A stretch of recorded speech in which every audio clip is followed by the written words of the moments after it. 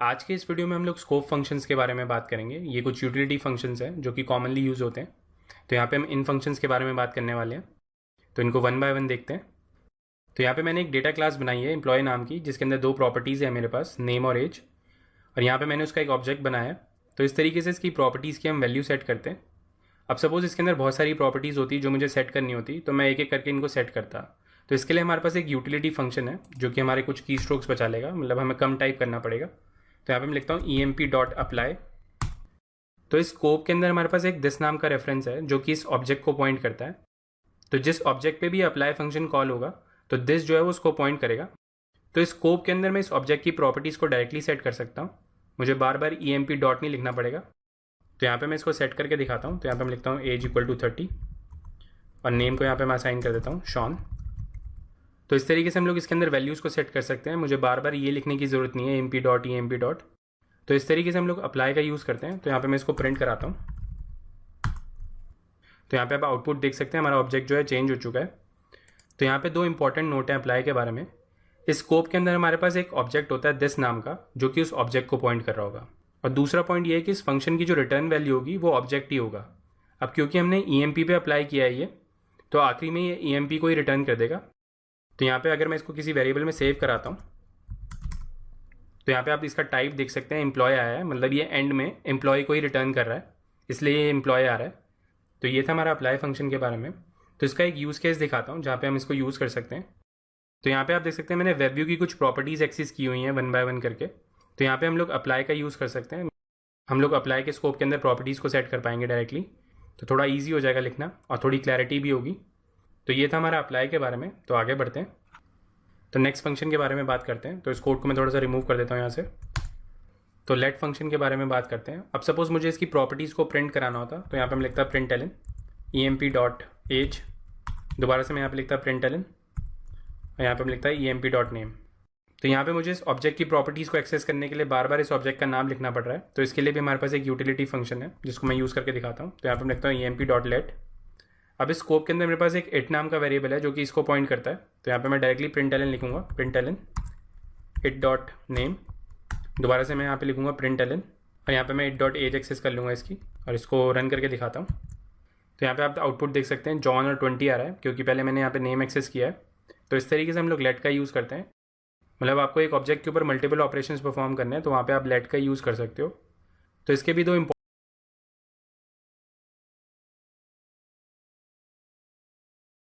Single parameter वाला lambda है, जिसकी वजह से मेरे पास इट नाम का एक वेरिएबल आ रहा है। तो इस तरीके से हम लोग इसकी प्रॉपर्टीज़ को एक्सेस करते हैं। और लेट के बारे में दूसरा इंपॉर्टेंट पॉइंट ये है कि स्कोप की जो रिटर्न वैल्यू है वो आखिरी स्टेटमेंट की जो रिटर्न वैल्यू होगी वो होगी।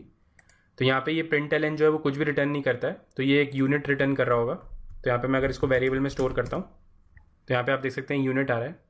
तो अगर मैं आखिरी में यहाँ पे 2 लिख देता हूँ तो ये इसकी रिटर्न वैल्यू होगी। तो यहाँ पे आप देख सकते हैं इंटीजर हो गया है और इसके आगे ये देख सकते हैं आप, ये बता रहा है कि ये इसकी रिटर्न वैल्यू है। अगर मैं यहाँ पे हेलो लिख देता हूँ तो यहाँ पे ये स्ट्रिंग हो गया है, मतलब इस स्कोप की जो रिटर्न वैल्यू है वो इसके लास्ट एक्सप्रेशन की वैल्यू होगी। जो भी इसके लास्ट एक्सप्रेशन की वैल्यू होगी स्कोप की रिटर्न वैल्यू होगी वो। तो इस तरीके से हम लोग अप्लाई और लेट को यूज़ करते हैं। तो लेट का एक इंपॉर्टेंट यूज़ केस बताता हूँ। तो इस कोड को मैं यहाँ से रिमूव कर देता हूँ अभी के लिए। अब सपोज ये मेरा जो ऑब्जेक्ट है ये नलेबल होता, तो यहाँ पे मैं इसको नलेबल बना देता हूँ और इसको मैं यहाँ पे नल असाइन कर देता हूँ। तो यहाँ पे आप देख सकते हो ये एरर देने लग गया मुझे कि भैया ये नल भी हो सकता है, चेक कर लो। तो यहाँ पे मैं इसको सेव कॉल लगाता हूँ। तो क्या हो रहा है कि मुझे यहाँ पे बार बार सेव कॉल लगानी पड़ रही है, तो इसके लिए यहाँ पे मैं लेट का यूज़ कर सकता हूँ। तो यहाँ पे मैं लिखूँगा emp question mark dot let लिखूँगा यहाँ पे डायरेक्टली। तो इस स्कोप के अंदर जो मुझे ऑब्जेक्ट मिलेगा वो नॉट नल होगा, मतलब मैं यहाँ पे directly it dot age set करूँगा और यहाँ पे मैं इट डॉट नेम सेट करूँगा डायरेक्टली। तो मतलब मुझे स्कोप के अंदर नॉन नल वाला ऑब्जेक्ट मिलेगा, मुझे यहाँ पे सेव ऑपरेटर लगाने की जरूरत नहीं है। तो इस तरीके से हम लोग सेव कॉल ऑपरेटर के साथ लेट का यूज़ करते हैं। तो इसको भी हम लोग इम्प्रूव कर सकते हैं। यहाँ पे हम लोग बार बार इट का यूज़ कर रहे हैं, तो इसको इम्प्रूव करते हैं। तो अभी के लिए इस कोड को यहाँ पे थोड़ा सा चेंज कर देता हूँ, इसको नॉट नल ऑब्जेक्ट ही बना देता हूँ। तो इस कोड को इम्प्रूव करने के लिए हमारे पास एक विद वाला यूटिलिटी फंक्शन है, तो उसका यूज़ करते हैं। अब विद के साथ क्या होता है कि हमें ऑब्जेक्ट जो है वो खुद से पास करना होता है। तो यहाँ पे मैं जो भी ऑब्जेक्ट पास करूँगा उसके अकॉर्डिंग वो बिहेव करने लग जाएगा। तो यहाँ पे मैं ऑब्जेक्ट पास कर देता हूँ emp और यहाँ पे अपने ब्रेसेस लगा देते हैं। तो यहाँ पे आप देख सकते हैं दिस नाम का एक रेफरेंस आ गया है मेरे पास जो इस emp को पॉइंट करता है। अब इसके अंदर मैं डायरेक्टली इस ऑब्जेक्ट की प्रॉपर्टीज़ को सेट कर सकता हूँ। तो यहाँ पे मैं लिखूँगा एज इक्वल टू 30 और नेम इसका दोबारा से चेंज कर देते हैं XYZ। तो इस तरीके से हम लोग विद का यूज़ करते हैं। इन दोनों में से इतना सा डिफरेंस है कि इसके अंदर हमारे पास इट होता है जो कि हमारा लैम्डा वाला फंक्शन था, उसके अंदर ये सिंगल पैरामीटर होता है तो उसको ये रिप्रेजेंट करता है इट। बट यहाँ पे ये जो विद है वो एक नॉर्मल फंक्शन ही है, इसके अंदर हमारे पास दिस वाला रेफरेंस होता है। हमें यहाँ पे इट लिखने की ज़रूरत नहीं है, हम लोग डायरेक्टली प्रॉपर्टीज़ को एक्सेस कर पाएंगे। तो इसकी भी रिटर्न वैल्यू वही होती है जो इसके लास्ट एक्सप्रेशन की वैल्यू होती है, मतलब इस स्कोप के अंदर जो लास्ट एक्सप्रेशन होगा उसकी जो वैल्यू होगी वही इसकी रिटर्न टाइप होगी। तो अगर मैं इसको यहाँ पे वेरिएबल में स्टोर करके दिखाता हूँ फिर से, तो यहाँ पे आप देख सकते हैं यूनिट आ रहा है। अगर मैं यहाँ पे 2 लिख देता हूँ तो वो इंटीजर हो जाएगा और ये यहाँ पे दिखा रहा है कि ये इसकी रिटर्न वैल्यू है। तो इस तरीके से हम लोग विद का यूज़ करते हैं। तो आगे बढ़ते हैं और एक और इम्प्रूवमेंट देखते हैं। अब क्या हो रहा है, यहाँ पे हम विद को एक्सटर्नली कॉल कर रहे हैं इस ऑब्जेक्ट पे। तो मैं चाहता हूँ कि EMP डॉट करके कोई मेथड हो उसको कॉल कर पाऊँ और सेम चीज़ कर पाऊँ मैं वहाँ पे।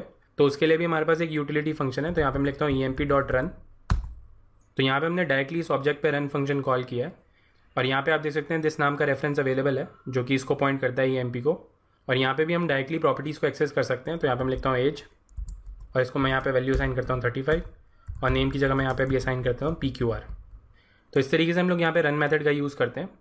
तो रन जो है वो विद और लेट का कॉम्बिनेशन ही है, तो इसकी भी जो लास्ट एक्सप्रेशन की वैल्यू होगी वही इसकी रिटर्न वैल्यू होगी। तो इस तरीके से हम लोग इन यूटिलिटी फंक्शंस का यूज़ करते हैं। मेनली अप्लाई और लेट का बहुत ज़्यादा यूज़ देखा है मैंने, बट आप कोड में इसको यूज़ कर सकते हैं, ये थोड़ी क्लैरिटी लाते हैं।